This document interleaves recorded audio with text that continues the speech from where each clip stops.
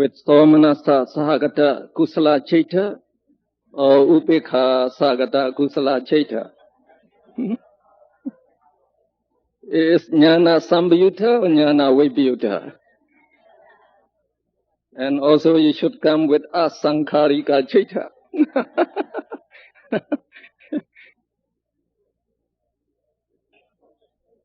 So we are on page 35. We get the 8 Mahakusala Chaitas with their meanings. And on page 36, we give you obligations. Obligation in daily life. And I give you the 8 examples at the bottom of page 36 for the 8 types of Kusala Chaita. Maybe illustrated further by the following examples. I think you should test your knowledge. Like for the type 1, a body, a lady with the knowledge of karma and with joy offers flowers to a pagoda on her own accord. So what would be the chaita? What would be the chaita? So offering flowers means dana, so it is Mahakusala Chaita. With joy, so it would be Somanasa Sagatam. And with knowledge of karma, that means Jnana Sambayutam. And she offers on her own accord, that means Asankharika Mahakusala Chaita. And the type 2, a girl, after being persuaded by her companion, goes to listen to the Dhamma talk with joy and with the knowledge of karma. So here she is persuaded. So instead of Asankharika, it would be Sasankharika. So you can go on with the rest. And on page 37, we have the topic near the middle, Mahavipaka Chaitas and Mahakriya Chaitas. The 8 Mahavipaka Chaitas as well as the 8 Mahakriya Chaitas are named in the same way as the 8 Mahakusala Chaitas. So the 8 Mahavipaka Chaitas, I forgot my laser pointer, so I got a very good pointer. So you can see it very well.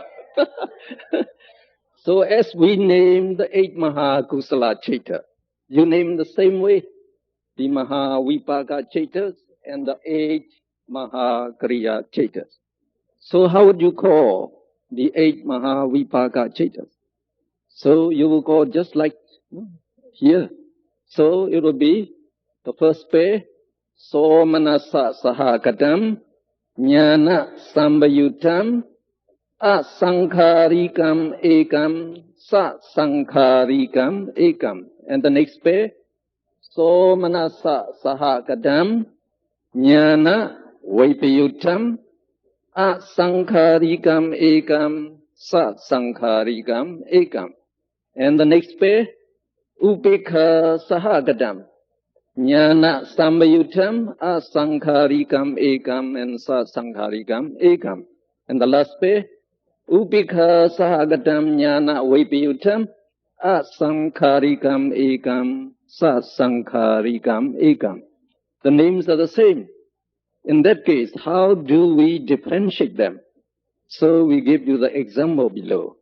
For example, number 1, Somanasa Sahagatam Jnana Sambayutam, Asankharika Mahakusala Chaita. If there's the Kusala Chaita, you name like that. And for number 2, Somanasa Sahagatam Jnana Sambayutam Asankharika, up to that is the same. So you just put it Mahavipaka Chaita. And for the third, you say Mahakriya Chaita. So in that way, they can be differentiated. Now, the significance of the Mahavipaka and Mahakriya Chaita. So here, Vipaka, you have seen yesterday, the same thing. Vipaka is the resultant. So it is the resultant of Kusala Karma, the first Kusala Karma. So from the 8 Mahakusala Karma, Mahakusala Chaita, you get 8 Mahavipaka Chaitas with the same name. That means the first one, if you perform meritorious deed, with the number 1 Mahakusala Chaita, then as the result of that, you will get the first Mahavipaka Chaita. So these Mahavipaka Chaitas, they served as your rebirth consciousness in this life to get a new rebirth.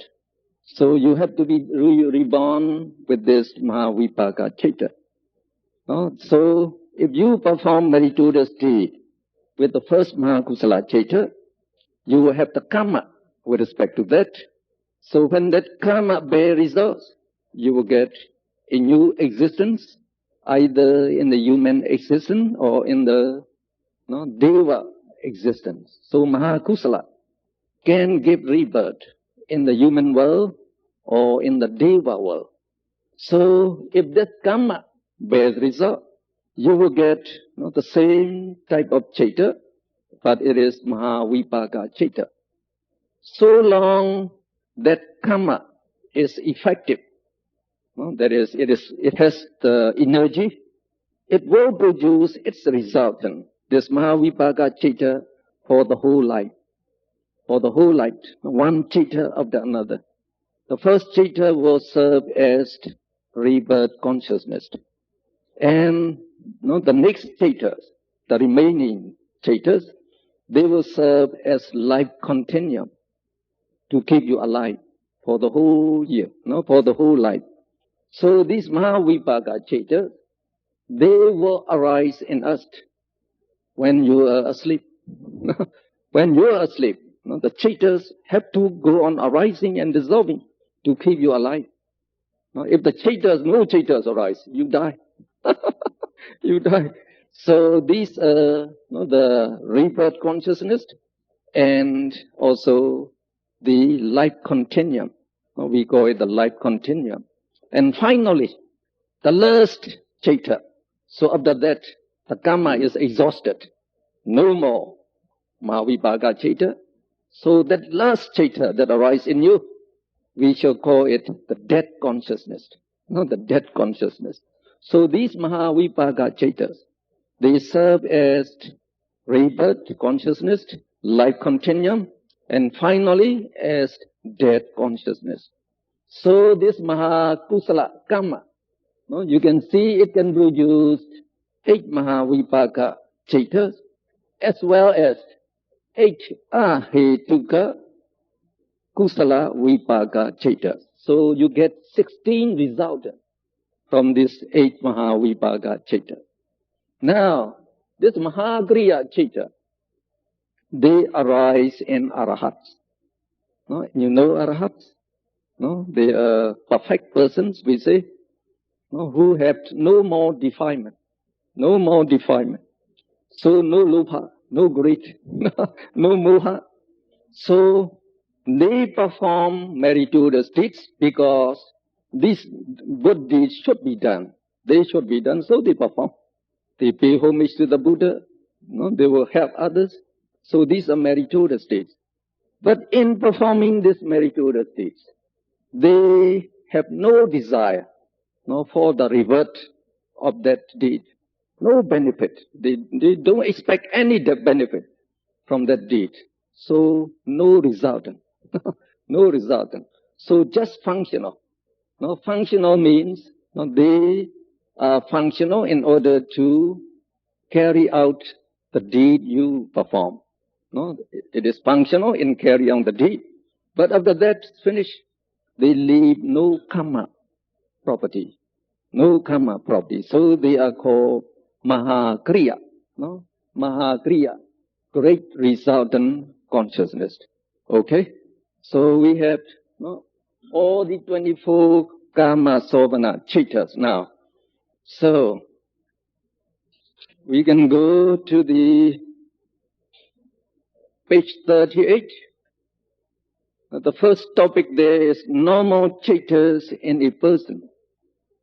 Although all the 54 types of karma vajra chaitas can arise in persons in the human abode. Hasitupada Chaita and the 8 Mahakriya Chaitas can occur only in Arahats. So only 44, 45 types of Kamavachara Chaitas arise in ordinary persons who are not Arahats. So, those who are not noble persons like us, like you and me, I hope, so we are called warlings. Warlings. So, in us, how many Chaitas can arise? So it would be 45. Out of the 54 Kamavachara Chaitas, this Hasitupada, this is a smiling consciousness of Arahats and the Buddha. They cannot arise in other persons. And also this Mahakriya Chaitas, they arise only in Arahats. So you have to subtract this 9 from 54. So we get 45 Chaitas that can arise in us.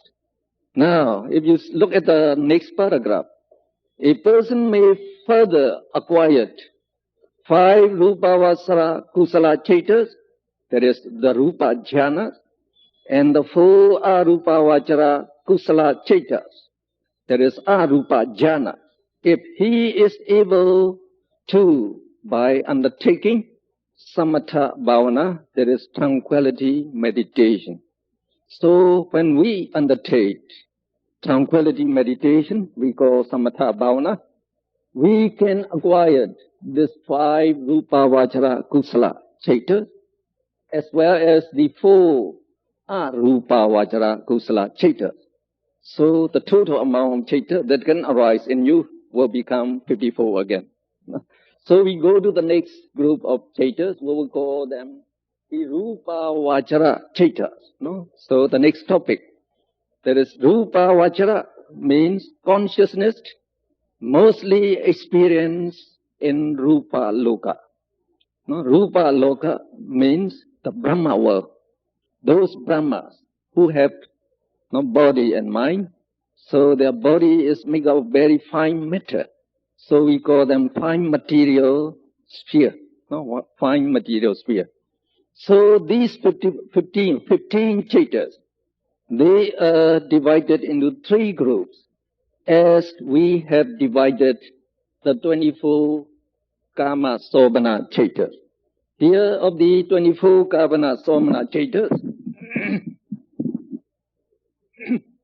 we divide them equally into Vipaka, Kriya, and Kusala Chaita. So now the 15 Rupavachara Chaitas will be divided into 3 classes in the same way: Kusala, Vipaka, and Kriya. So you have 5 Rupavachara Kusala Chaitas, 5 Rupavachara Vipaka Chaitas, and 5 Rupavachara Kriya Chaitas.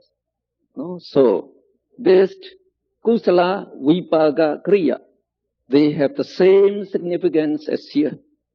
Those non-arahats, if we undertake the tranquility meditation, we can attain this 5 Rupavachara Kusala Chaitas. And if we can maintain this jhana till death, then this karma that derive from these Kusala Chaita will bear result. And we shall be reborn as Brahmas. We shall be reborn as Brahma with these Vipaka Chaita. So these Vipaka Chaita, they will serve as the rebirth consciousness, the life continuum, and finally as the death consciousness of those Brahmas. Those Brahmas. So this Vipaka Chaita can arise only in the Brahmas, not in us. So if Arahats, they undertake to attain the jhana, so instead of the Kusala, they will have this Rupavachara Kriya Chaita. All these are the jhana Chaitas, we call them. The jhana, Are you familiar with jhana?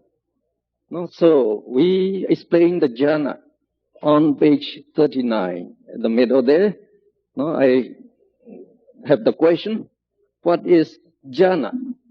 So jhana is a state of willful concentration or absorption on an object. No? Object means the sense object that you take in meditation. It is a combination of factors of absorption. We call jhaninga. No, jhana anga. No, jhana is the meditative absorption. No, so we usually translate it meditative absorption, the jhana.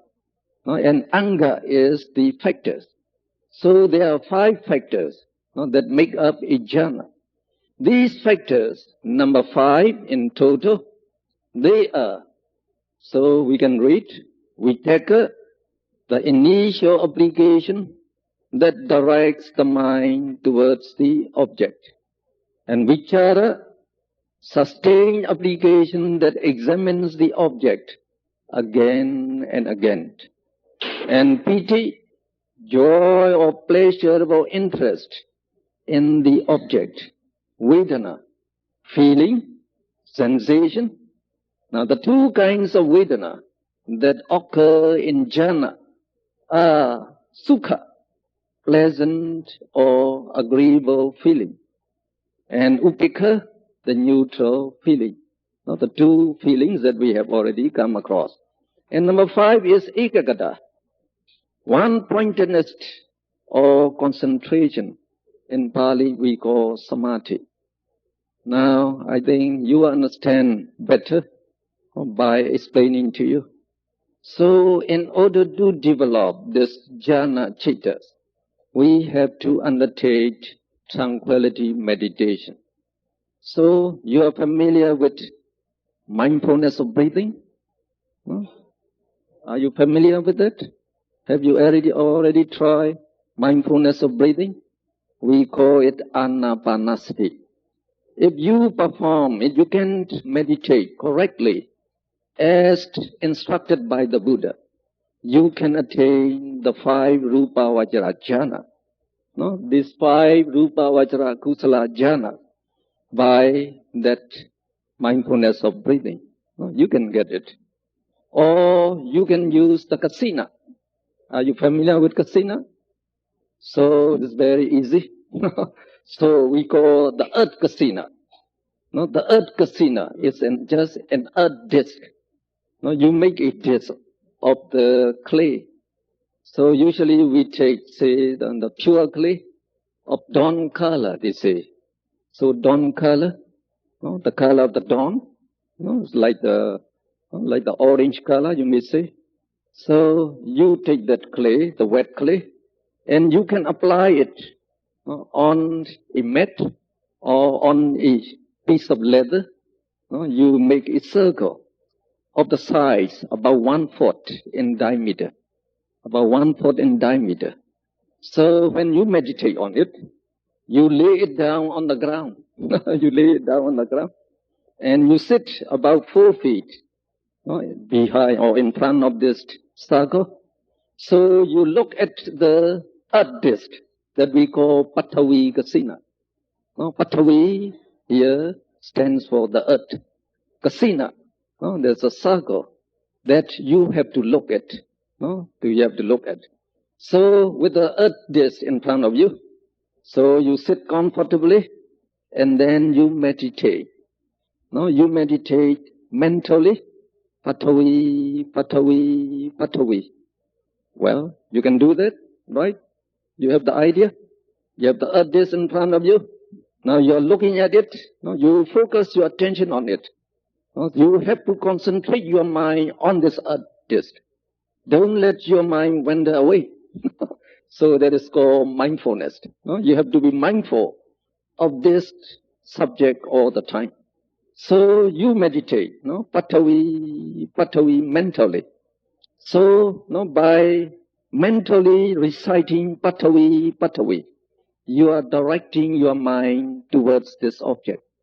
That is vitakka. That is vitakka. No? Vitakka is initial application, no? Application of the mind that directs the mind towards the object. So, by doing Patavi, you are developing vitakka, directing the mind towards the object. That is the function of the vitakka. So all these are the cetasika. All these 5 are the cetasika. So vitakka cetasika, it performs the action for applying the mind towards the object. So its function is just to apply.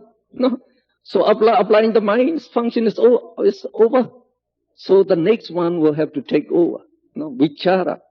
So we say the sustained application that examines the mind, the object, again and again. So this mind is very, very fast. It can go from one object to another very quickly. Very, very quickly. It can go to Sabah, or it can go to Myanmar, or the United States instantly. Very, very fast, this mind. So after applying it, you need vichara. So to keep the mind there by observing the object again and again.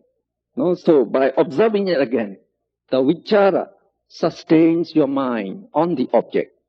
Now, so you keep on meditating like this, Patavi, Patavi, Patavi. So by doing that, you are cultivating or developing the vitakka and vichara. They become stronger and stronger. So it keeps on applying and examining it, observing the object. Then piti sukha will also arise together. Now piti is joy or pleasurable interest in the object. That means you develop interest in the object, that is a kasina, and you have joy by observing it. So, when you are joyful in looking at it is something, so you want to look at it more and more. So by that way, piti also keeps the mind to be on this object. By developing joy and interest, piti also tries to keep the mind to be on this object, not to go to other. This is very interesting. It is quite joyful by staying here. So you stay here, he said. So it tried to keep it here. And when you get piti, sukha will also arise. So that sukha is, you go blessed. It can be the mental bliss. Of course, first it is the mental bliss. And later on it will be these two. It is the same as the somanasa and the sukha here. The pleasant mental feeling and also the pleasant bodily feeling. That sukha. So, when you have pleasant feeling, that means you are happy to be here, to be looking at this object. So, by making the mind happy, so sukha also keeps the mind on the object. So, they try to keep the mind on this object as long as possible. So, as you go on meditating, you don't let your mind wander away. If your mind went away, you call it back. So you just keep it on here. So you just concentrate. So you meditate. These jhana factors will be developed slowly and slowly. Now, when they become very, very strong, vitakka applies continuously. Vichara examines or observes the object again and again. Piti sukha becomes very, very strong. So you're very joyful, very, very happy to be here. So at that time, ekagata, number 5, we call it the one-pointedness. One-pointedness of the mind. That is actually. So this ekagata, it combines all the citta and cetasika. Remember, whenever a citta arises, several cetasikas arise together. So this ekagata unites all these citta and cetasikas and keep them fixed on the object. So you become one-pointedness. Your mind becomes one-pointedness. And it remains absorbed in this in this object. So your mind didn't wander very often now. So it keeps here quite for a long time. So at that time you try to close your eyes intermittently. You try to close your eyes. When you close your eyes, if you cannot see the earth disk, open your eyes again and keep on meditating. Patavi, patavi, patavi. Now when you get some good concentration, try to close your minds again, your eyes again. And at one stage, when you close your eyes, you can see the earth disk clearly as you have seen with open eyes. But now you are looking at it with closed eyes. So we say at the stage, you acquired the image or the sign, the meditation sign we call it. So you get the meditation sign. So if you look at a lighted candle for a few minutes and you try to close your eyes, you can see that lighted candle. So the same thing, by meditating on this, focusing your attention on this earth kasina for several hours, then that image remains fixed in your eye. So you can see with closed eyes this earth disk. So at that point, don't open your eyes anymore. Keep it closed and go on meditating. Again you meditate by looking at that, the meditation sign. You meditate, patavi, patavi, patavi. So the concentration will arise. The concentration will arise. And at one stage, this sign, that meditation sign, becomes very bright, clear, and smooth like the mirror, with no fog. So it is very distinct, like it is clear, smooth, and bright. So it becomes that we say, you have the counter sign. So the first is the acquired sign. Now you get the counter sign. So at that stage, all the nivaranas that we call the nivaranas are on the next page. I think I give you some of this. On page 40, if you look at the third line, our mind is normally not tranquil or calm. It is constantly agitated by 5 hindrances. So in Pali we call nivarana.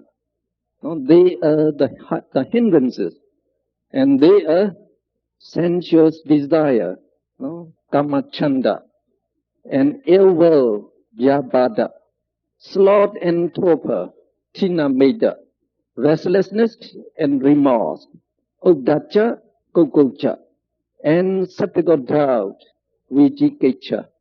Again, these are 5 mental factors. Again, 5 Cetasika. But these are your enemies. These are your enemies. So in meditation, they are the enemy that keep your mind restless, agitated, distracted. So you can not concentrate your mind on the object even for 1 minute. It's very difficult even to concentrate your mind, like on the kasina for 1 minute in the initial stage. Because of this, 5 of them. We say, you forget about the Pali name, for instance. The first one we call is the sense desire. Actually, it is lobha. Lobha is that lobha, that's the greed. We have translated greed. It is the greatest enemy. Because lobha, it desires to enjoy several sense objects that you have enjoyed before. So this lobha will force your mind to take several sense objects that you have enjoyed before. So this lobha will force your mind to take several sense objects that you have enjoyed before. So by meditating, if you cannot concentrate your mind well, then your mind will go astray towards your house, towards your family, towards your job, towards your friend, to the canteen that you have been, frequently, you have frequent. So this is the lopa that takes the mind away. So you have to call them back very patiently. Don't get agitated. No, your mind is natural for this lopa to take your mind out. Then the next one is we call the eva or the anger. So now if you are not satisfied with some matter, by meditating, that matter will come into your mind. It will come to your mind. So you get agitation, you get that anger. So if your mind becomes restless, you cannot control it, then probably you have the anger. You will be angry. So if you are angry, you cannot focus your mind. So when you are angry, you will get dosa, mula, chitta. No longer kusala, chitta. So no kusala, chitta. So the jhana factors will not be present. So your mind will not be concentrated. And the third is sloth and torpor, we say. So sloth and torpor makes you lazy and drowsy. So in meditation, if I ask you to meditate now, some of you will start nodding, and drowsy, and so that is a great hindrance. This laziness and drowsiness, you become drowsy. So when you become drowsy, what will be your chitta? What will be the chitta arising? So at that time, the moha mula chitta will probably arise. No kusala chitta.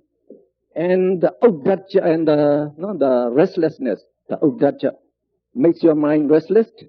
And the fifth is vicikiccha, we call the subject of doubt. If you have doubt about this meditation, about your method of meditating, then if you have doubt, you will get vicikiccha, sambayutta chitta. It will be akusala chitta, no kusala chitta. That means you cannot concentrate your mind. So these are the 5 hindrances, we say, that disturb you from, so that you cannot concentrate your mind well. So these are your enemies. But those 5 jhana factors, as they develop, they suppressed these enemies. They suppress these enemies so that this enemy cannot arise in the mind. So when you come to that stage, I just told you, that is the counter sign.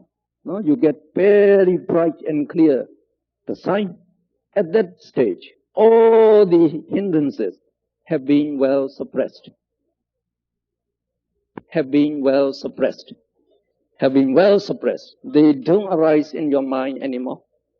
So at that time, your mind is free from greed, lopa, free from dosa, eva, free from moha. So these 3 leaders and all the rest, the unwholesome cetasika, we call defilements. All the defilements are away. They are suppressed. They don't arise in the mind. So we say your mind is not totally pure at that time. So when you reach that stage, when you obtain that countersign, so since your mind is pure, you enjoy great peace and happiness. Very, very peaceful, because no more agitation. No more agitation from these hindrances. So your mind is just calm, quiet, steady, tranquil, and peaceful. Very peaceful. You don't have to exert any more effort. Just it remains there. It remains fixed on that object. Not only for a few minutes. It can go on. Remaining on the object for 1 hour, 2 hours. So, you can see the miracle here. So at that time we say, you arrive at the access jhana.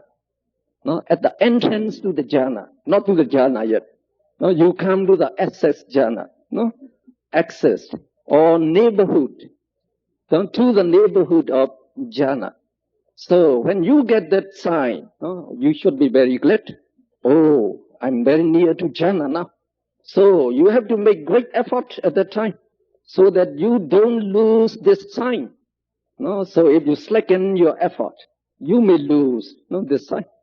So it will be very hard to attain it. You have to exert the effort again to get it back. Now, when that countersign becomes stable, say for half an hour to 1 hour, it is stable at every sitting, you can develop it, it remains steady, then you have to enlarge it by making a will. Let it grow bigger by 1 inch, by another inch. So this sign is formed by your mind. It can be enlarged by your mind, by your will. So you can enlarge that countersign. Slowly you enlarge it, so that it fills up all the directions, all the 10 directions, all fill up. So then you focus on that enlarged sign. Go on meditating, Patavi as before. Now if you can remain focus in this sign for 1 hour, 2 hours, etc., we say you attain the jhana, the first jhana. So you get the first jhana at that time because the 5 jhana factors are fully developed. So they are very strong now.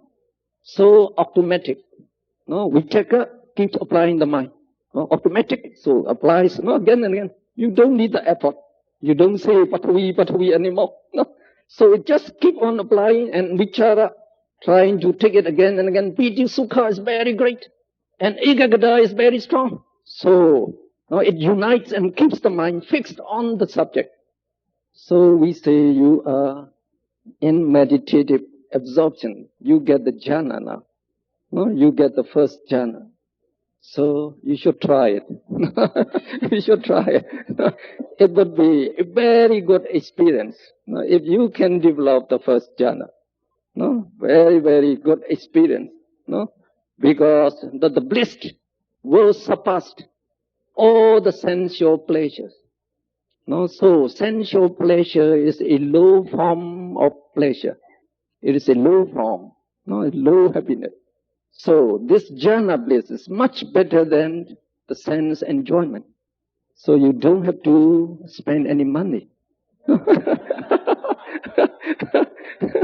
And if you practice well, so we say to gain mastery over this jhana, if you practice well, you can be in absorption, that we call the jhana attainment. You can be in absorption for 2 hours, 3 hours, 1 day, 2 days, up to 7 days at a time. No food necessary. No food. No sleep is necessary. You don't have to go to the latrine. You don't need anything. No pain. No pain. Just bliss. So you can live like the Brahma. The Brahmas are living like that. They don't take any food. You need not take any food for 7 days. So if you run out of your budget,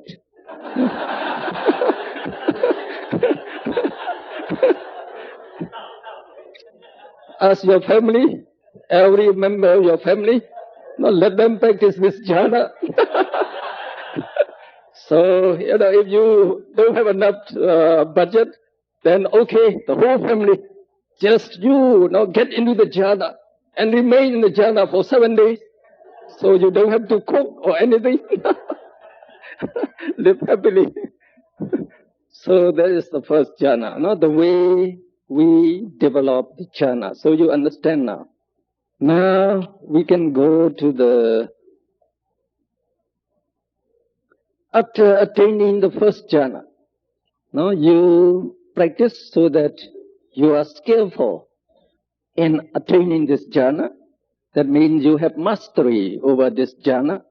Then, in the first jhana, all these 5 jhana factors are present. Now, if you want to go to the second jhana, you want to go a step higher. So, if you want to go to the second jhana, you have to eliminate the first jhana factor, vichaka. Because that vitakka now becomes the enemy of the jhana. First, it helps you to attain the jhana. But when you want to go to the higher jhana, you have to eliminate this vitakka. Why? Now this vitakka, we say it applies the mind towards the object, right? Now this vitakka can apply the mind to various objects. No? So if you think of your house, that means vitakka applies your mind to your house. So you keep thinking about your house. Now if that vitakka applies your mind to your sweetheart, then you think about your sweetheart. So when you are in the jhana absorption, no, you are focused on that countersign, remember? No, your object is the countersign. So at that time you will not be aware of any other things except that countersign. No, but you are far awake. You are very lucid. Your awareness is very good. No, so you can enjoy that piti sukha, the jhana bliss. But you be not aware of any other sound or noise or any sensation. Okay? Now you are in jhana attainment. Now, if your vitakka applies your mind to the, say, a sweet song, coming out from a cassette somewhere. So if you pay attention to that, that means vitakka applies your mind to that, you are out of jhana. You are out of jhana. So that means vitakka becomes the enemy of your jhana. You are in jhana attainment. As soon as you think of your sweetheart or your wife or your husband, your jhana is out. You are out of jhana. You know that? So this vitakka, as soon as it takes another sense object, so you are out of the jhana. So we say, now vitakka becomes the enemy. So if you can eliminate vitakka, and that means you have to strengthen the remaining 4 jhana factors. You have to strengthen a little further so that they can keep the mind fixed again without vitakka. You can do that. No, you can do that. So you develop the first jhana. You come out of the jhana. So after attaining the jhana, you can come up at any time. It is at your will. If you want to get out of the jhana, you just take another sense object and it's out of the jhana.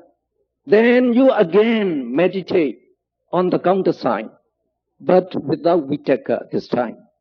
Without vitakka. That is, you are not applying your mind, patavi, you don't do that.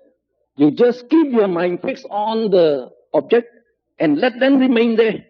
So if it keeps on there fixed for 1 hour, 2 hours, then we say you attain the second jhana now. You can examine your jhana chitta. You can examine your chitta at that time. You can be aware of your chitta and cetasika when you attain the jhana chitta. When you attain the jhana. So that means the mind becomes very, very powerful. Very, very powerful.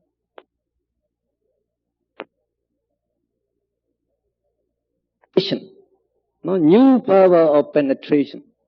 So, when you attain even the first jhana, and sometimes even in the access jhana, even at the stage of access jhana, because at the stage of access jhana, the mind is already pure.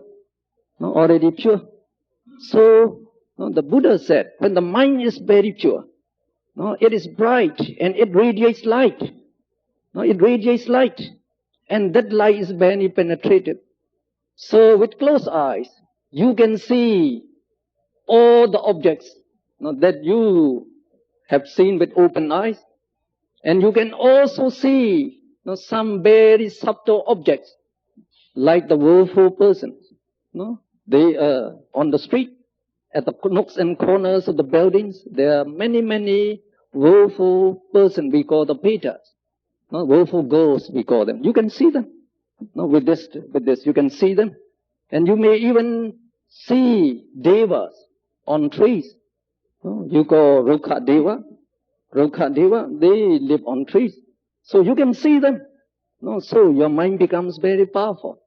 And if you look into your body, you can see your flesh, your veins, arteries, and your flesh, your blood, the heart, and the liver, all the body organs, all the 32 parts of the body you can see.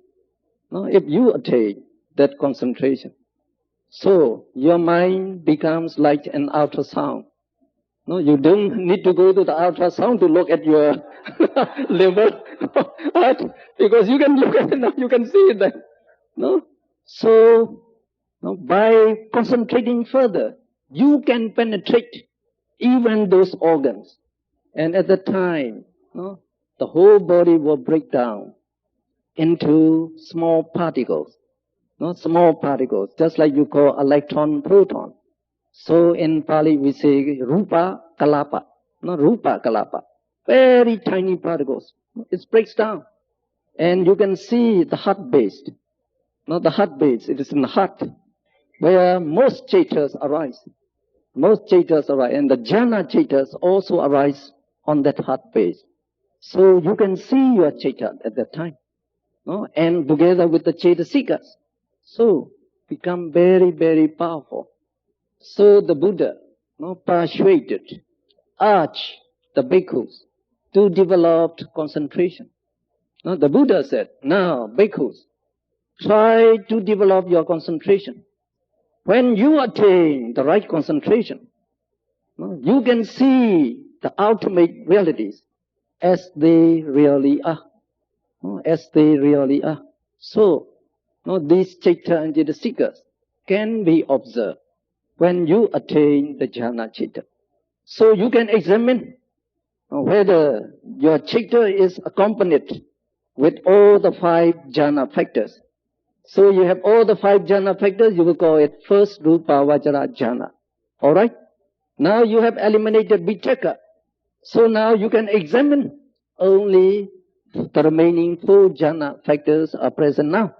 So you know it is the second jhana. Then you can go the next step. When you go to the next step, you again eliminate vichara. No, it is the companion of vitakka. If vichara is present, vitakka will return, will come back. So it's better to eliminate both of them. So if you can eliminate both of them, you get the third jhana. The third jhana has only 3 jhana factors now. Here, piti sukha becomes stronger, no, more joyful, more blissful. Piti sukha is better here. And again, if you want to go higher, you have to eliminate piti. No, piti, that joy. No, it's a sort of stimulating or agitating your mind. So without joy, piti, it will be more calm and peaceful. Yes, it is. So you have the 4th jhana now. The 4th jhana, no, has only 2 jhana factors, sukha and ekaggata. Alright? Oh, so they are in order. Now this 4th jhana, this sukha is the strongest. The sukha, the bliss is the strongest. So they say it is the greatest mundane happiness. This 4th jhana is the greatest worldly, mundane means worldly happiness. So if you want to have the best worldly happiness, try to develop the 4th jhana. The 4th jhana. But you can go a step higher. So if you can go higher, the people will go up. No, if there's a way, then you will go up. So this time, you eliminate sukha. No, this sukha is it is connected with the worldly happiness. And without sukha, the mind will be more calm. So when you eliminate sukha, you get upekha. Upekha ekaggata. It becomes the 5th jhana. Very calm. No, your mind is very calm, very powerful. And at that stage, they say, no, breathing is no longer noticeable. No, or you may say the breathing is so fine and gentle, you don't know that the breathing exists any longer. So this 5th rupa vajra jhana is very, very powerful, and it is the best concentration for undertaking insight meditation. The Buddha himself developed this 5th rupa vajra jhana when he undertook insight meditation on the night that he became fully enlightened as a Buddha. So you can do it, no? So I've told you the way in brief. So if you are interested, no, you can come to Myanmar. We have several meditation centers, especially we call the International Buddha Sasana Meditation Centers. No? And I'm also president of the center in Yangon. So I welcome you. You can come anytime. We'll provide you food and lodging free. Don't worry about that. You just meditate peacefully and you can attain this 5 Rupa Vajra jhana. So they can be attained. Many people attain it. And many Malaysians are meditating in these centers. Many Malaysians are meditating in this center. And the chief abbot, we call Pa'ak Toya Sayadaw. He is now in Sabah.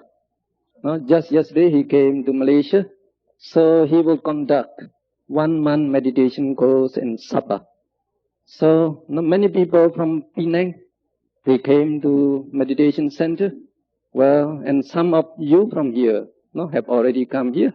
And we have one Bhante here, he was already meditated in the Pa'ak center.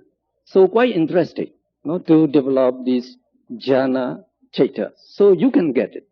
So what the Buddha described, you can achieve it.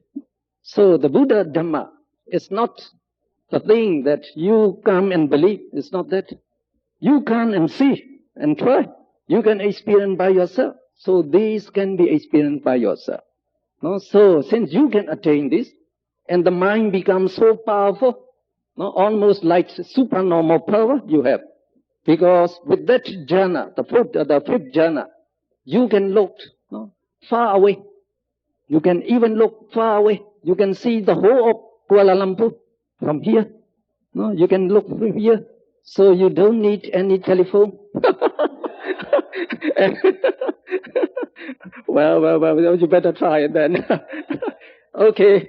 On page 43, we have those 5 Rupa Vajra Kusala Chaitas.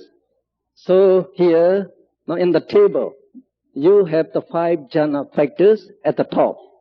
Tek stands for Vitaka. So below the box, you can see that Vitaka, Cha is Vichara, P is Piti, Sukha or Upekha, and Ak is Ekagata. So up to the 4th jhana. So they are given the positive sign. Because up to the 4th jhana, you have Sukha as the jhana factor. So the Sukha is similar to the Somanasa, so we give them the positive sign. Now when you come to the 5th jhana, it is Upekha. So we give the negative sign there.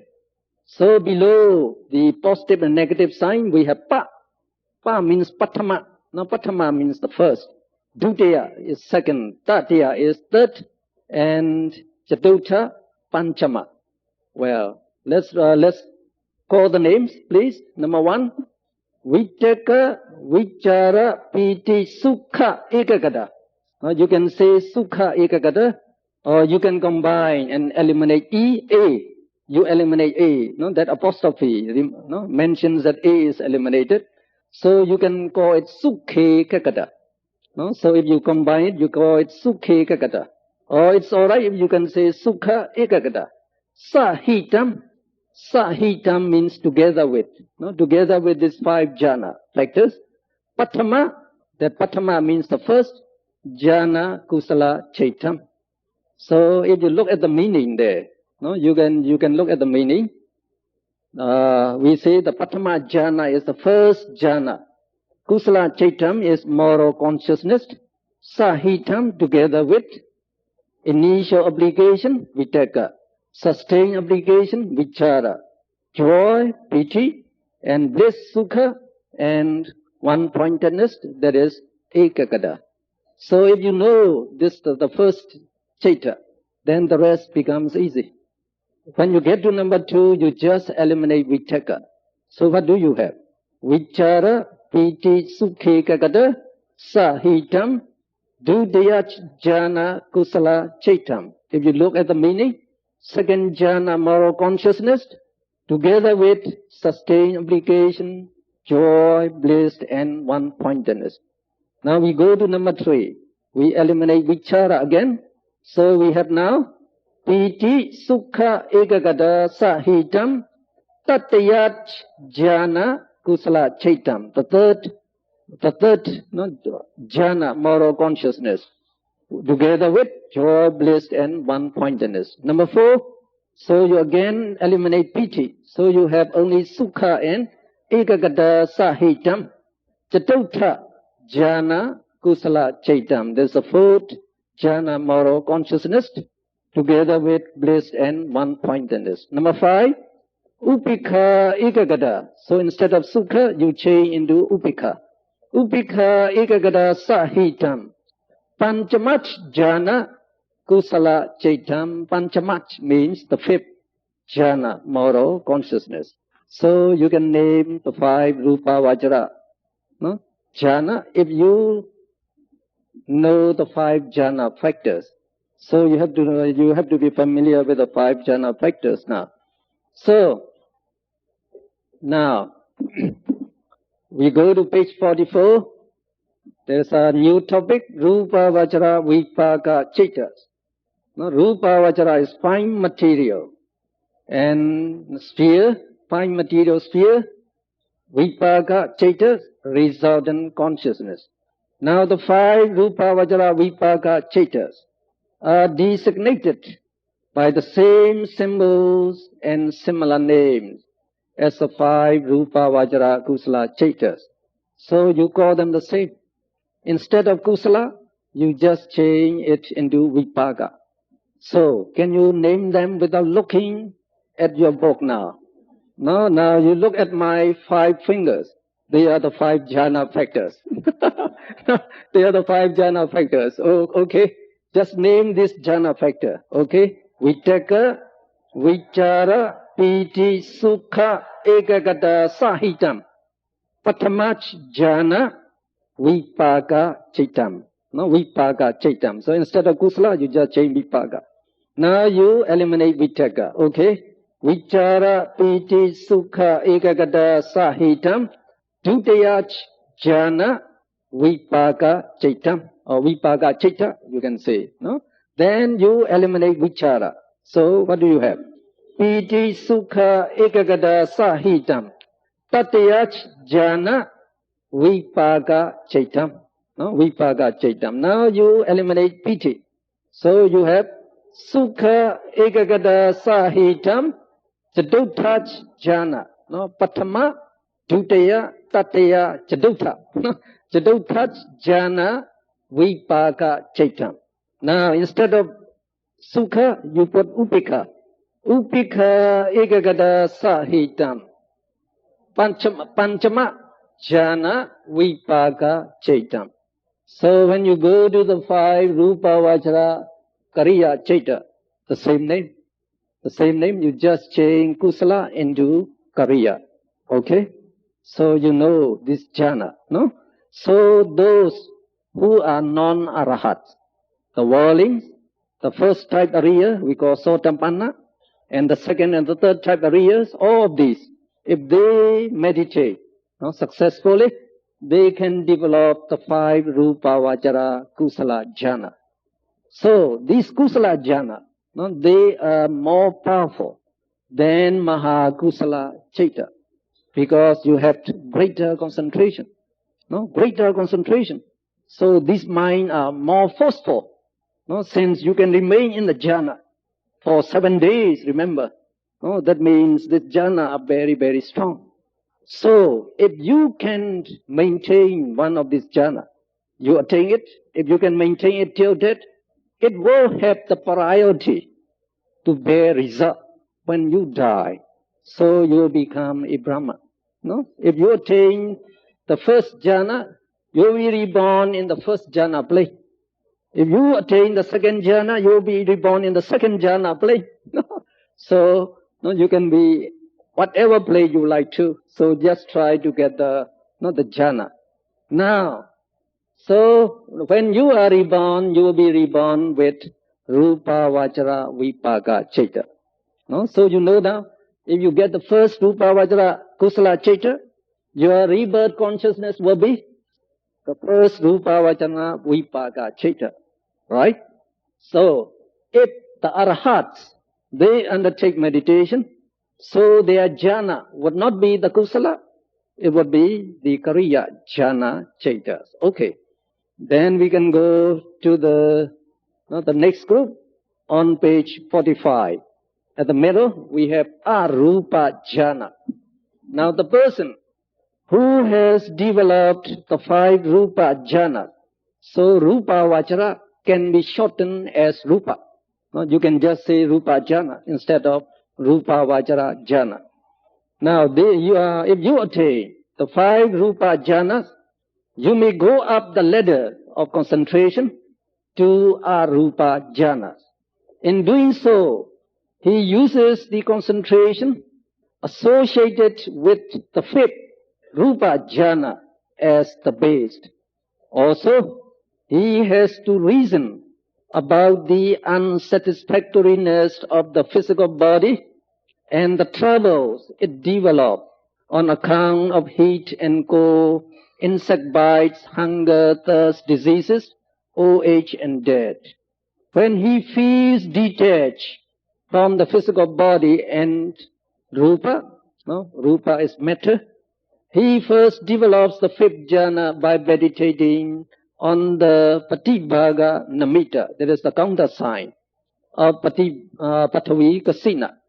He then comes out from the 5th jhana, and though the Patibhaga Namitta exists in his vision, he neglects it and tries to concentrate on the infinite space, Akasa, beyond it, and meditates Akasa, Akasa repeatedly. Well, this is the way we go up to Arupa jhana. So now you have developed all the 5 Rupa Vajra jhana. So if you wish, you can go higher. You can go higher to attain the 4 Rupa Vajra jhana. So as you go higher, you have to stand at the 5th Rupa Vajra jhana. So you have to develop the 5th Rupa Vajra jhana. Then you go one step higher. Now in this case, Arupa means no Rupa. So these jhana, they are not associated with Rupa. So you have to eliminate Rupa in order to attain Arupa jhana. Remember, in developing the Rupa jhana, the Rupa Vajra jhana, we ask you to focus your attention or your mind on the Patavi Kasina.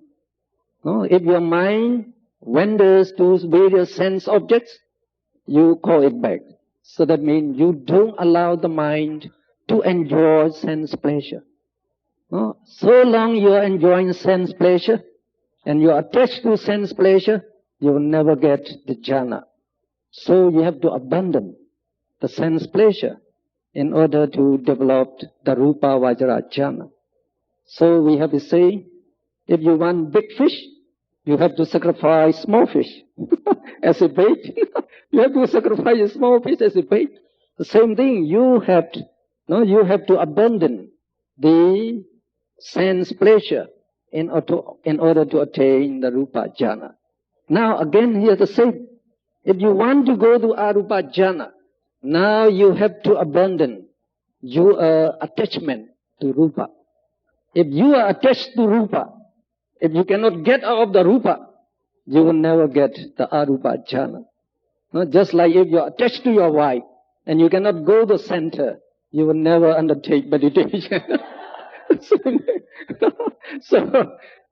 So in order to cut your attachment on the Rupa, you have to reflect on the defects or the faults or the disadvantage of having the Rupa.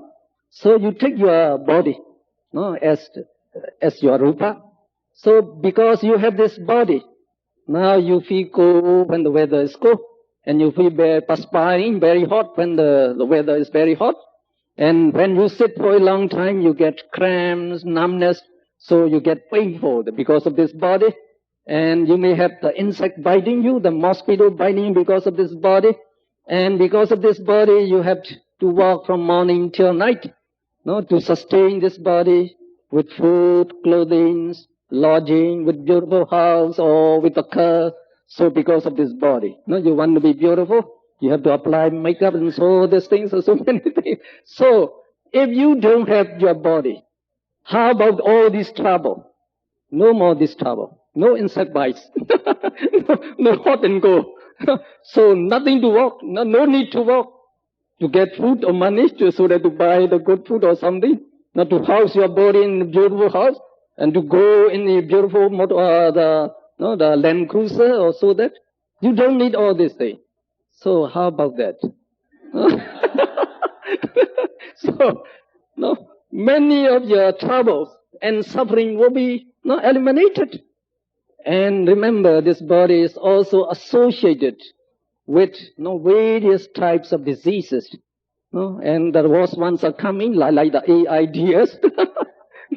So, you don't have to worry about those diseases. No diseases. No hunger, no thirst. How nice. So you reflect like this and try to get detached from your body and from your rupa. So, if you have some detachment, then you develop the fifth rupa vajra jhana. So usually, when you develop the fifth rupa vajra jhana, you have to start from the beginning, from the base level, because now you don't have any jhana, when you start. So you recall that countersign of that Pathavi Kasina. Since you have attained the jhana, and if you can maintain your concentration, you can always recall this sign, this meditation sign. If you just recall it, it appears. So by looking at the countersign, you reflect Pathavi, get into the first jhana. You get out of it. So if you have made the intention to come out of the jhana, soon after you attain it, you can do it. So as soon as you enter the first jhana, you are out of it. So you reflect on the sign again without vitaka. You go into the second jhana, come out of it, then eliminate the vichara. You go to the third jhana. So in this way, you attain the fifth jhana, develop the fifth jhana. Now you come out of it. Now you are going for the higher one, the arupa jhana. So at this time, the countersign will remain distinct in front of you, because you have looked at it. That countersign, it still remains there, but now you neglect it. You neglect this countersign, by thinking, oh, this countersign is connected with the Atkasina. The Atkasina is rupa. So since I am detached from rupa, I don't want to look even at this sign. We have an example. A man who is afraid of the snake. So if he see a rope, which looks like a snake, he gets scared. So he won't like even to look at the rope, which resembles a snake. The same thing.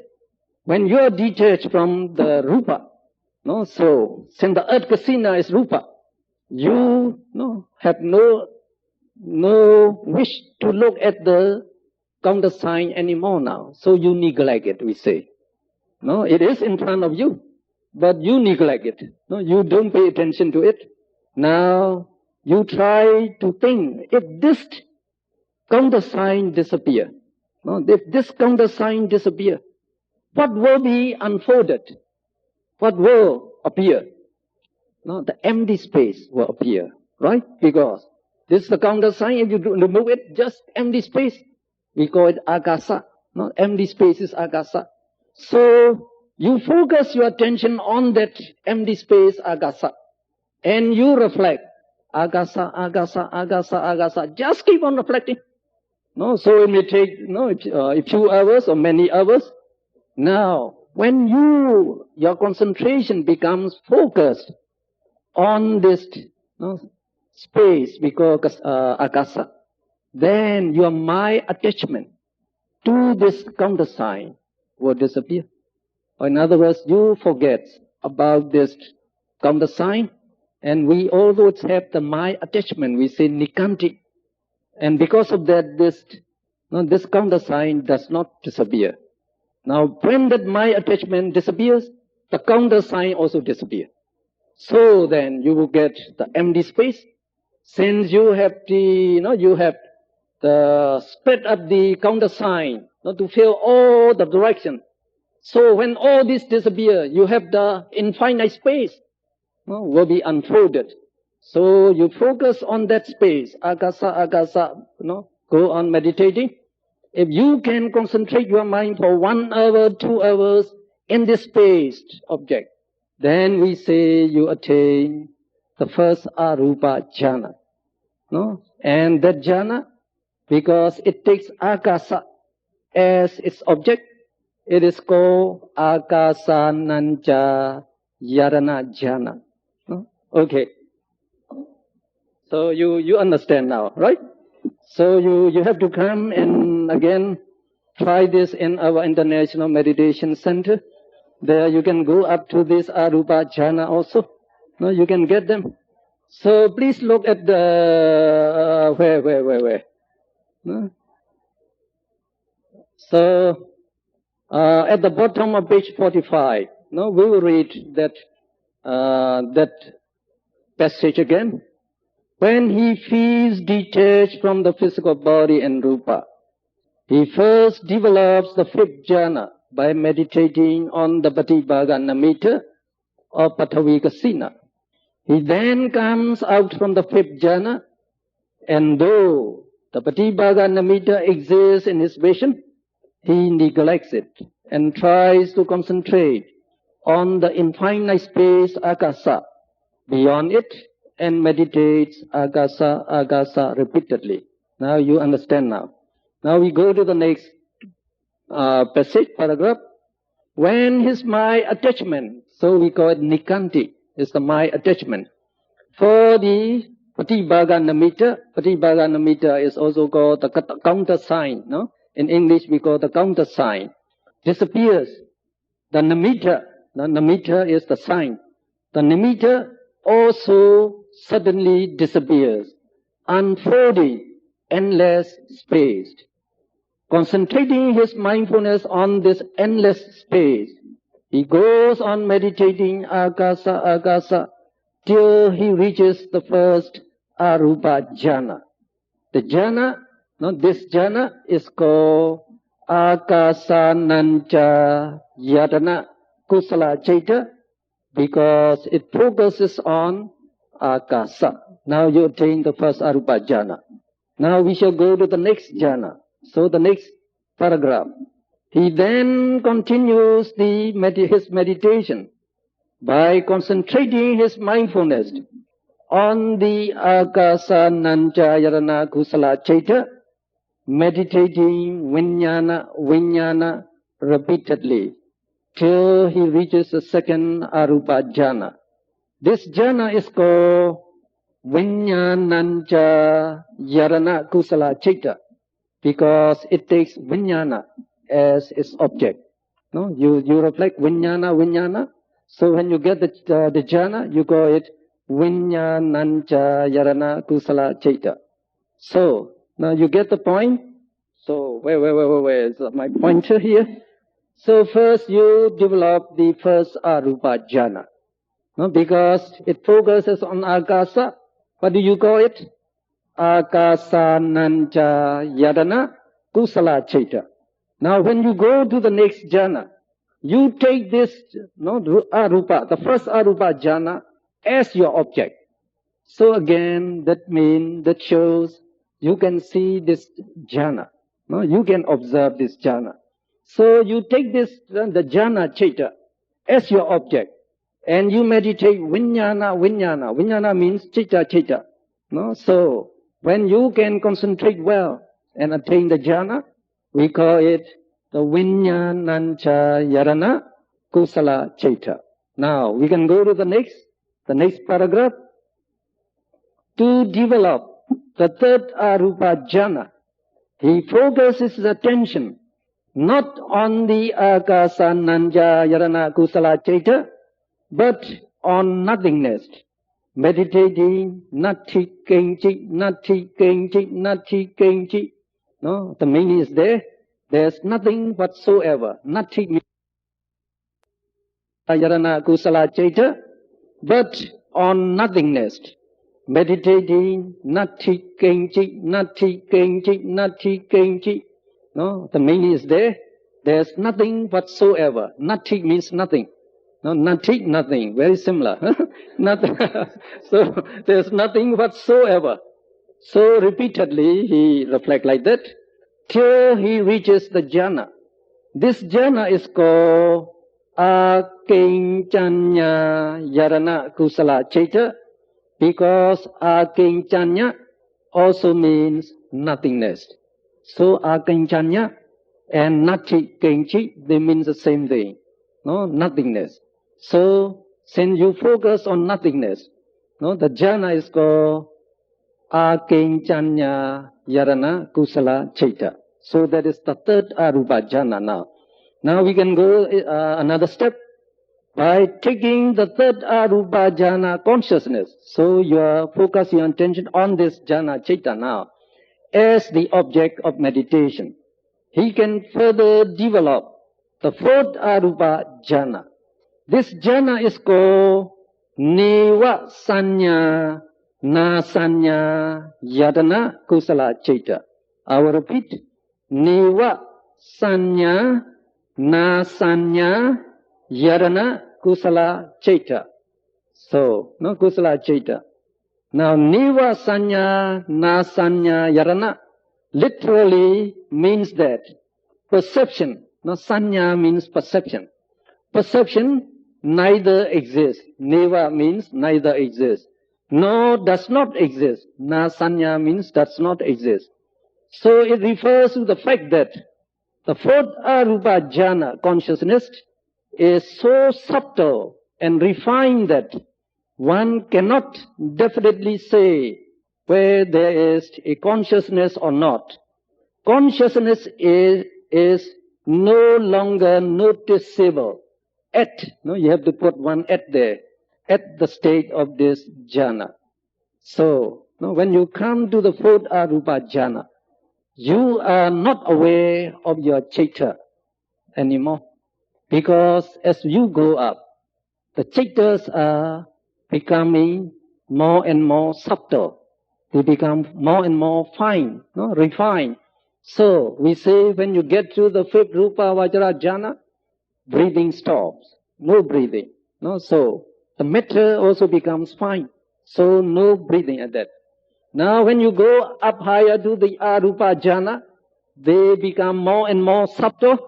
So when you reach the fourth arupa jhana, even your chaita is no longer noticeable. But your chaita must be present. Otherwise you will die. No? But you don't know that it is present. So you would say, oh, does it really exist? Well, you say it neither exists nor does not exist. So you say like that. So it is called neva sanya na sanya yarana kusala chaita. So we have four arupa jhana. Remember these four arupa jhanas, they are different in the sense object they take. No, they are different in the sense object they take. And the five rupa vajra jhanas, they are differentiated as the five jhanas because there's a difference in the jhana factors.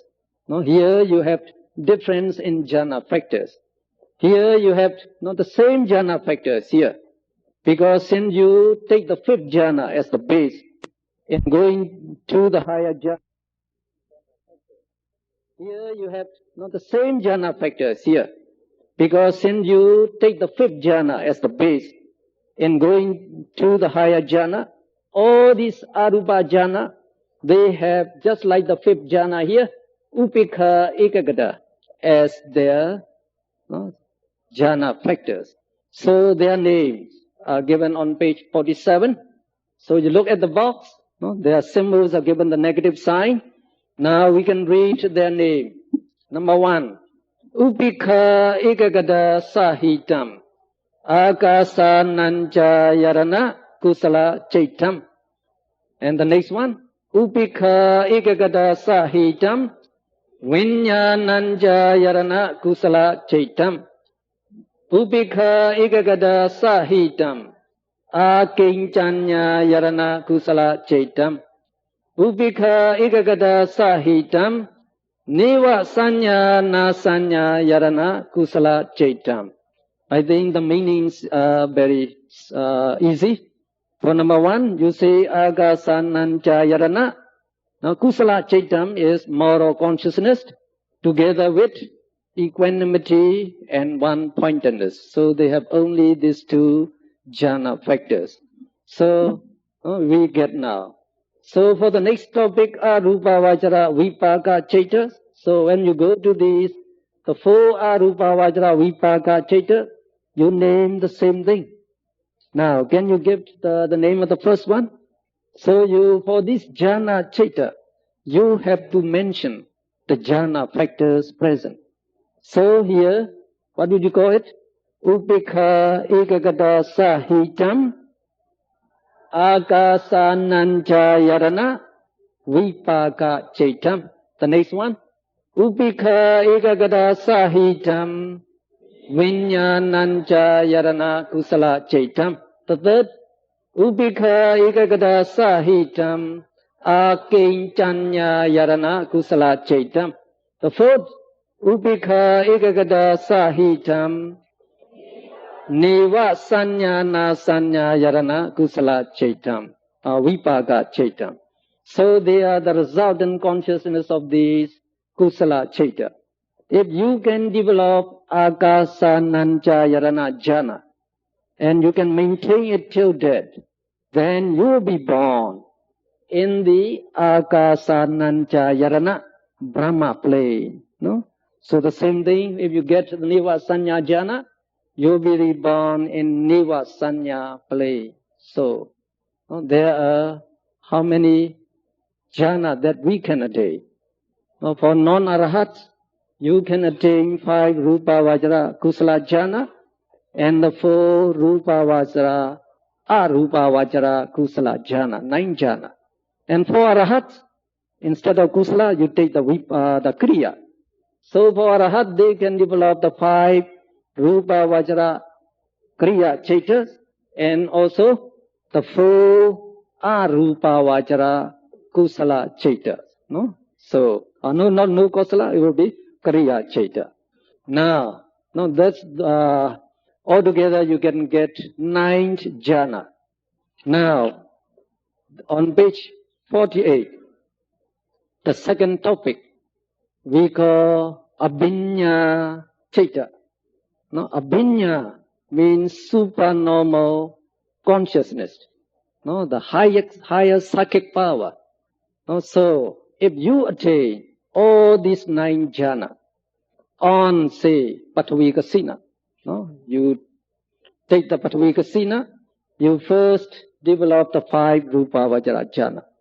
Then you go on, no, based on this Kasina, you can go on to attain the 4 Arupa Vajra jhana. Now, there are altogether 10 Kasina. No, just like we have Pathavi Kasina, we also have Apo Kasina. That is water, no, water Kasina. You put water in a container, so you look at the water and you reflect just like before. Instead of Pathavi, you reflect Abo, or water. You can reflect like that. So you can attain the same jhana. And the third one is we call the fire Kasina. No, so you take the simmering charcoal. No, there is a burning charcoal there. So you focus on them, so you reflect the tijo. So you can again develop the 9 jhana. And the fourth one is the air Kasina. So you sit in the place where you have the gentle breeze, touching your face. So by that sensation you try to reflect the vayo, that's the air. So you will get the nimitta, the sign, and you can develop this 9 jhana. So altogether there are 10 kasina. If you are successful in one kasina, very easy for the rest. So you can easily develop 9 jhana on all the 10 kasina. After that, you practice in 14 ways. The Buddha gave instructions. In the Buddhist canons, we have the instructions. So you can practice in 14 ways on these 10 kasinas, developing this jhana one after another, and come down one after another. Then you jump. One you jump up there and jump. Then you jump two jhanas at a time. Then you jump 3 jhana at a time. So you can practice like that to make your mind very skillful and powerful. So when your mind becomes very, very powerful and the skillful, so then you can attain the supernormal power. We call them also the higher psychic powers. So at that time, when you get the supernormal power, you can fly in the air. You can fly in the air. No need to buy the air ticket. You can go anywhere very easily. So you don't have to worry about the traffic jam. No more jamming there. And if you don't want to go fly in the sky, you can dive into the earth. You can dive into the earth, into the water. You can walk in the air. You can create many things. You can create various forms of yourself. Various forms. And one person, you can create the 1,000 Dr. Mon. I can create 1,000 Dr. Mon, something like that. And you can also create whatever you like. Would you like jewelry? Or do you like money? You can create. So, these psychic power are amazing. Are amazing. So how can you fly in the air? Without any engine. So without any nuclear engine. But you are having very, very powerful engine. Your mind is more powerful than the nuclear atom. So you can fly in the air. So before the Buddha appeared in the world, these and the hermits, some ascetics and hermits, they can develop these jhanas and the supernormal power. Just like when Siddhartha was born in the Kapila Vatu. At that time, his father, Suddosana, they had a teacher, hermit, by the name of Vasita, or we also call him Kala Devila. So that hermit, Kala Devila, he used to take lunch at the palace, and after taking lunch at the palace, he went up to Tavatimsa heaven, the second Deva heaven, Tavatimsa heaven, and remained there for the day. So that means you can go even to the Deva plane. You can remain there. So at that time, very few can develop these jhanas and the supernormal power. When Siddhartha, he becomes a monk, so he wandered to in the Megada country there. So he came to Alara, the first teacher. So Alara taught him how to develop 5 Rupa Vajra jhana and 3 Arupa Vajra jhana. So that Alara taught him up to Akinchanya Yarana jhana. He could attain it very easily because in many of his past existences, he had already developed this jhana. So in this existence, he can develop very, very quickly in 2-3 days. He attained all this jhana. But he found that it is not what he wanted, what he is looking for. He wants to attain Nibbana, which is deathless, no death, no rebirth in Nibbana. So by having Akinchanya Yarana jhana, when you die, you will be reborn in the Akinchanya Yarana plane, Brahma plane. You can remain there for 6,400 world cycles. So your life would be very, very long. But finally you would die again. You would die again. Then you will come down. You will come down again. So he left Alara. He went to the next teacher. And that is Uddaka. Now his next teacher. Uddaka, he didn't know how to develop the Neva Sanya. But his father knew how to develop Neva Sanya Jhana. So he told him the method. So the Bodhisattva, he practiced, and he developed this Neva Sanyana Sanyayana Jhana very easily. So he taught Uddaka how to develop it. So again he found that it's not the thing he wanted, so he left it. Now after he became the Buddha, by guiding his disciples, many of his disciples can develop these 9 jhanas and the 2 abhinya. So for non-arahats, you have to develop the abhinya by first you develop the 5th rupa vajra jhana, you come out of it, and then you make the resolution. You make your the determination or resolution, what you want to become, what you want to be. So whatever you wish for, it will come into existence. So we call it the kusala abhinya, because it is a kusala citta. Abhinya is actually spiritual wisdom. Abhinyana, abhinya means abhinyana. Abhi means higher or spiritual. Jnana is wisdom. So the 5th rupa vajra jhana, accompanied by that super wisdom. Because of that you attain the super power.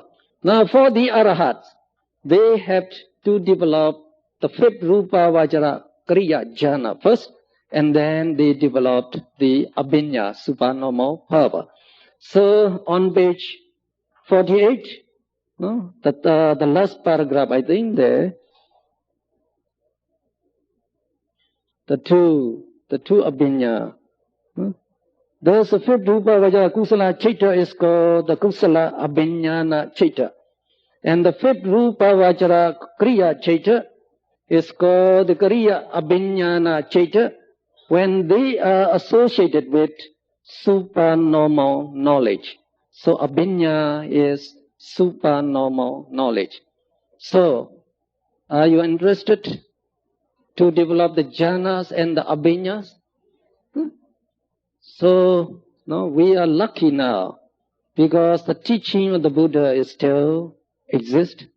So there are teachers who can still guide you to attain this jhana, all the jhana, including the abhinya. So there are several persons who have developed the 9 jhanas in our international meditation centers. And our teacher said he would be able to guide you to attain the abhinya as instructed by the Buddha. As instructed by the Buddha. There are instructions there. He could teach you, he said. So we are quite sure he could do that. He could do that. So if you are interested, you please come. You are welcome. Okay. So these are still real. They are not imaginary. They are not imaginary. So they are still real. So you can try by yourself.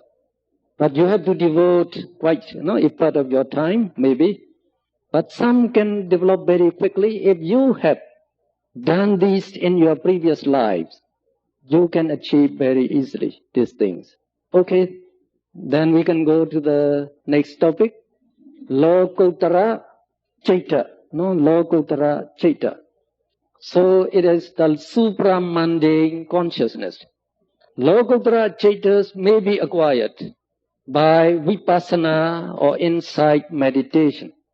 There are 2 ways of getting to earth consciousness, Megajnana.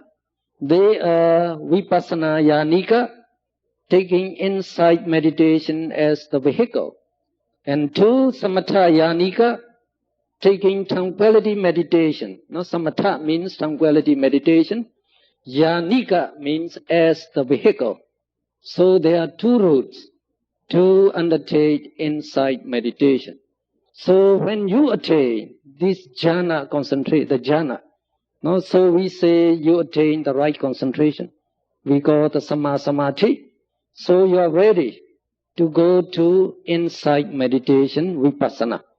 No, so when you carry out vipassana, you can choose any of the two ways.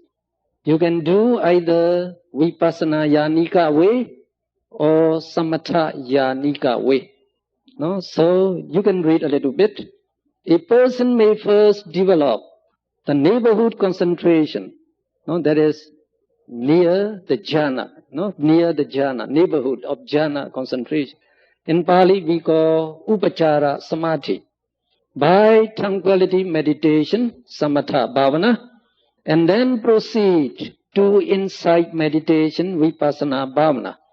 Here the person is using upachara samadhi as the base of his wisdom eye for looking into the ultimate nama rupa and their common characteristics of impermanence and nature, suffering, dukkha, and not self, anatta.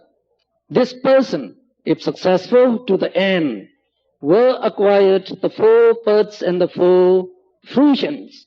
So in this route, there are only 8 supramundane citta, namely the 4 lokuttara kusala citas, supramundane moral consciousness, and the 4 lokuttara vipaka citas, supramundane resultant consciousness.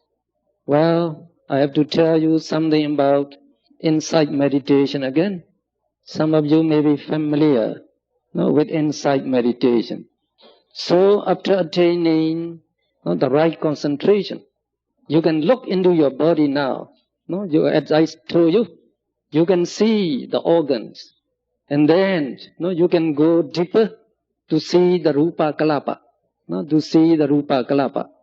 Then you can analyze this rupa kalapa to find out the ultimate physical entities that make up each kalapa.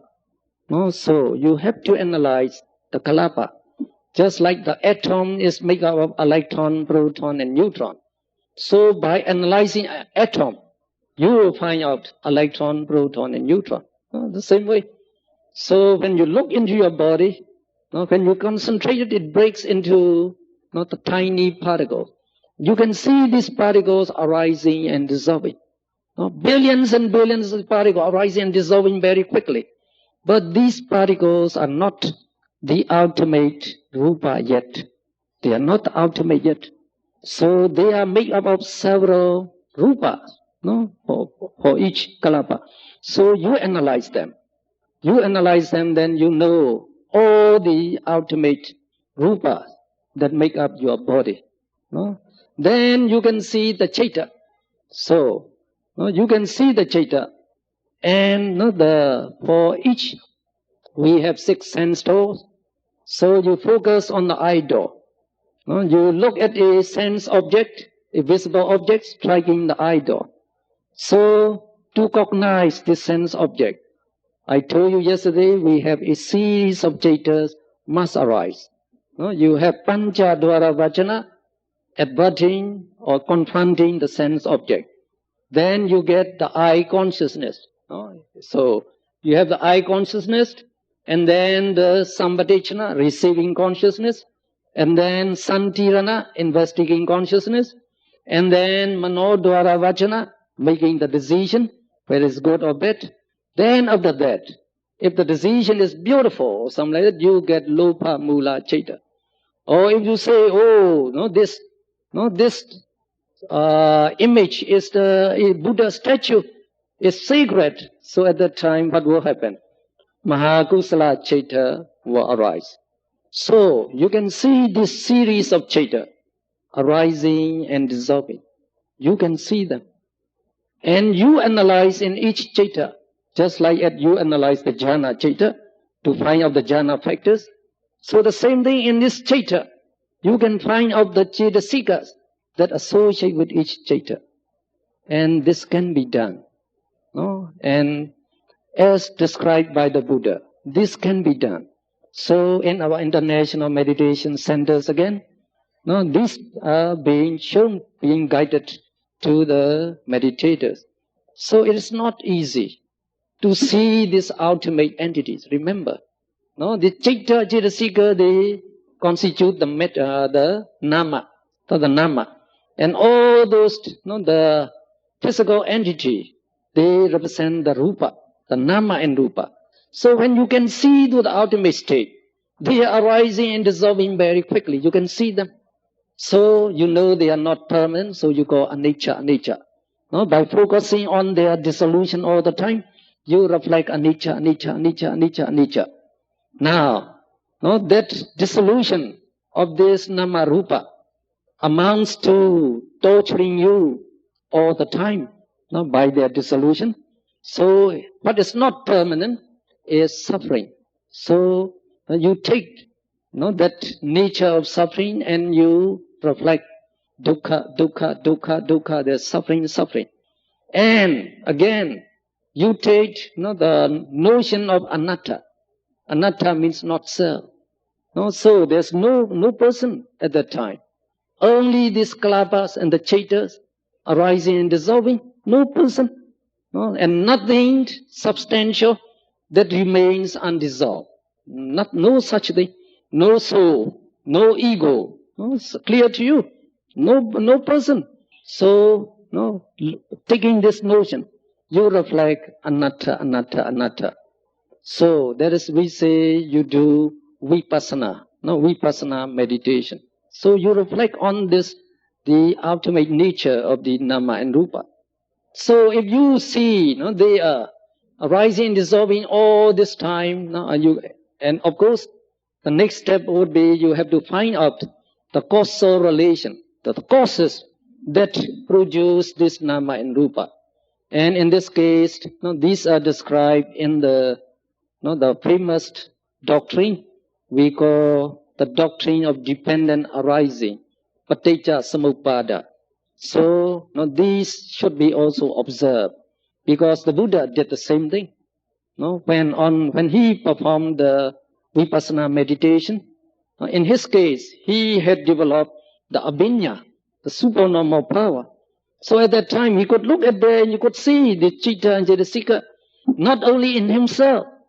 In the case of the Buddha, he focused his attention on the 100,000 world cycles.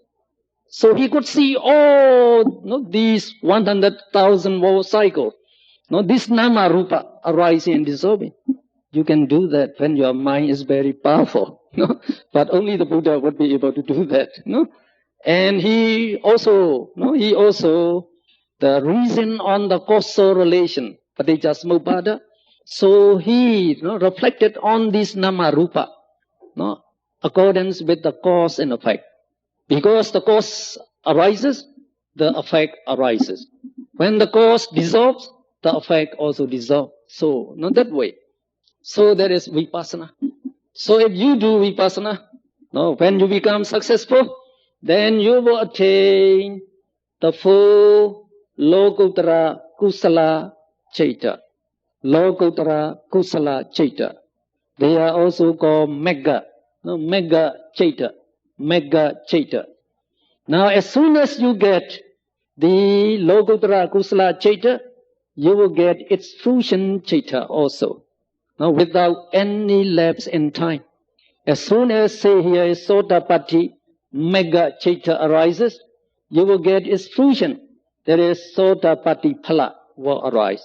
So you will have full Sota, the Lokuttara Kusala Citta, and full Lokuttara Vipaka Citta. So total will be 8 Lokuttara Citta that you can attain. So if you attain the first Mega and Phala, you become a stream winner or stream winner, Sotapanna. If you attain the second Mega and Phala, you become a once returner. A once returner. We call Sakadagami. If you attain the third Mega and Phala, you become the non-returner.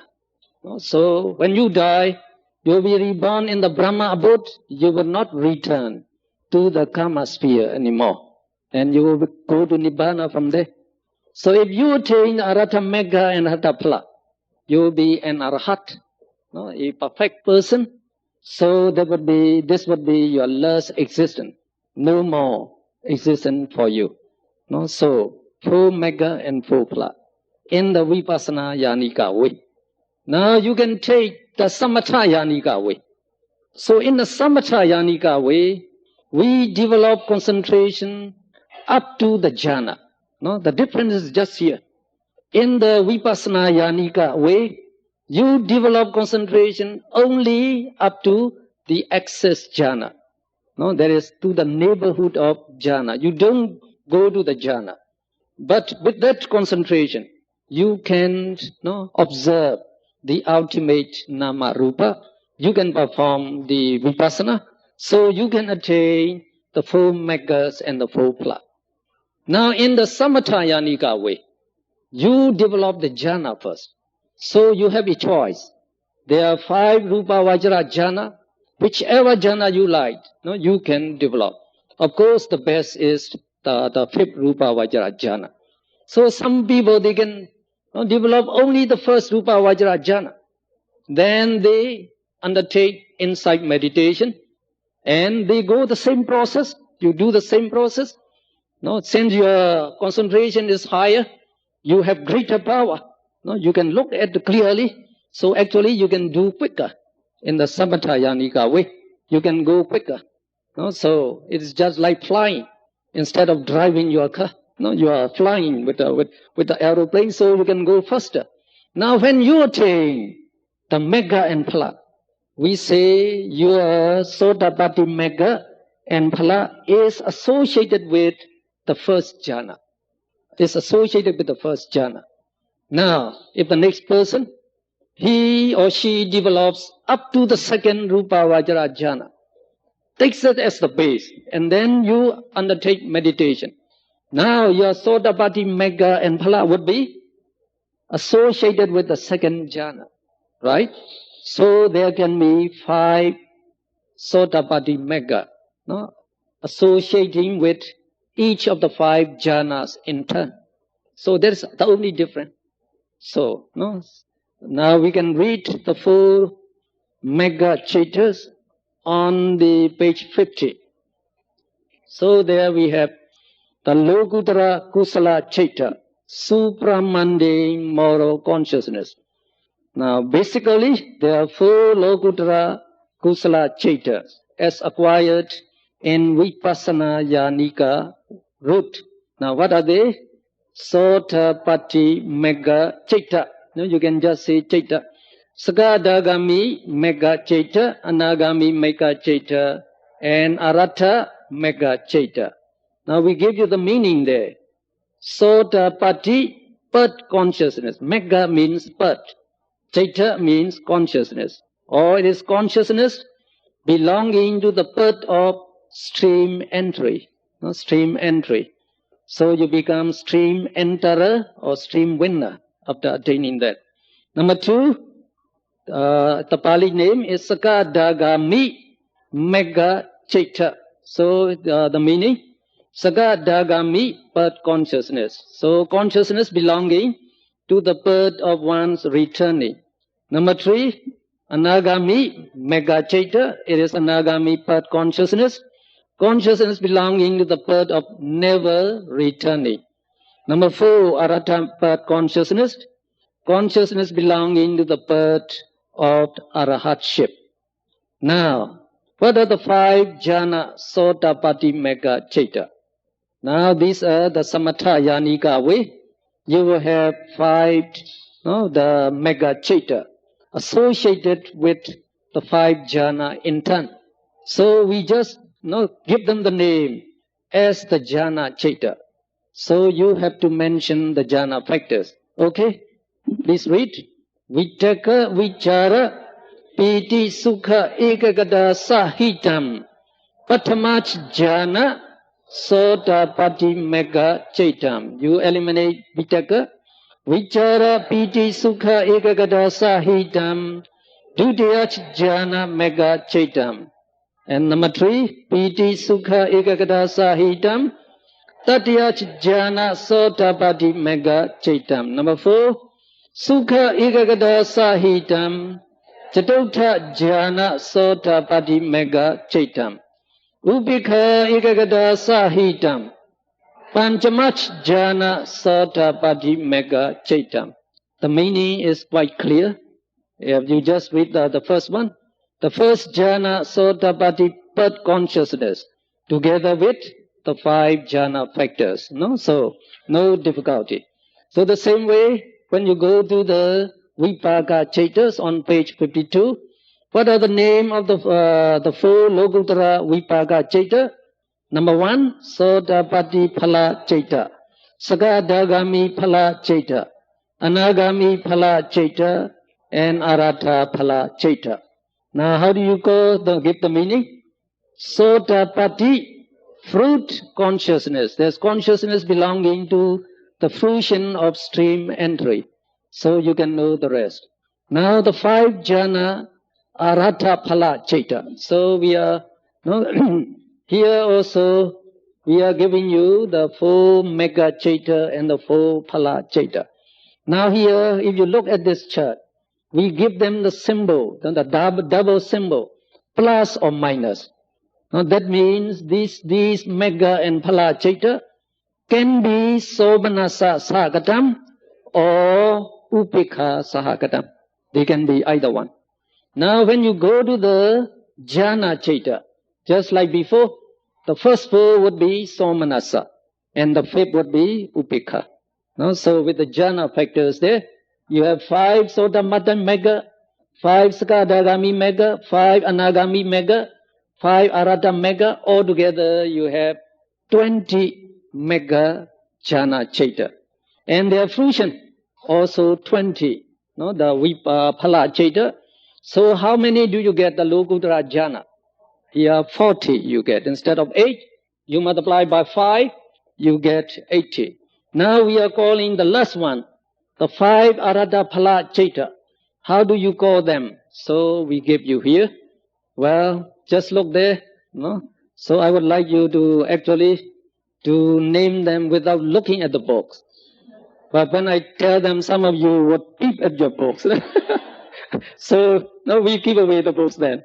So let's name the 5 Arhatha Phala chaita.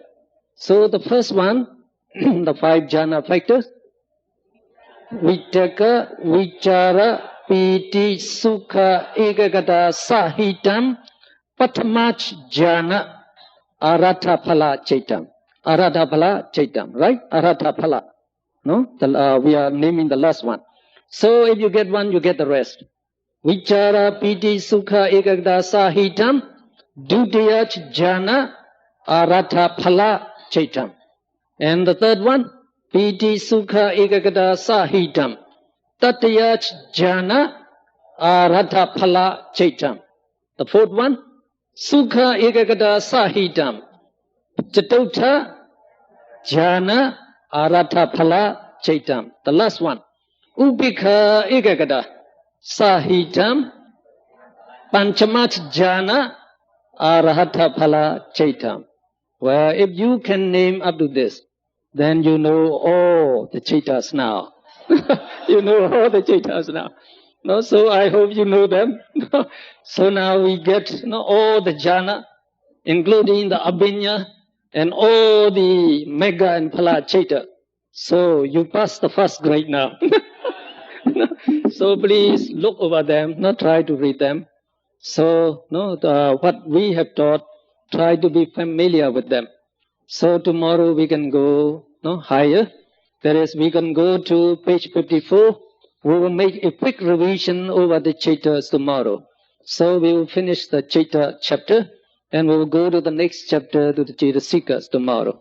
Okay, no? Let's again, let's share our great merit that we obtained from learning Abhidhamma for 2 hours. So there would be many, many billions of kusala chaita, very, very noble, powerful kusala citta that can give rise to happy existence for many, many world cycles. So we are going to share this merit to all sentient beings. Okay? Idam me punyam aswakhaya vaham hotu. May these merits of mine lead me to the extinction of all defilements. Idam me punyam nibbanassa pacayo hotu. May these merits of mine be conducive to my attainment of Nibbana. Imam no punya bhagam sabba sattanam dhima. Imam no punya bhagam sabba sattanam dhima. Imam no punya bhagam sabba sattanam dhima. We share these merits with all sentient beings. May all sentient beings obtain the share of these merits and be well and happy always. Sadhu, sadhu, sadhu.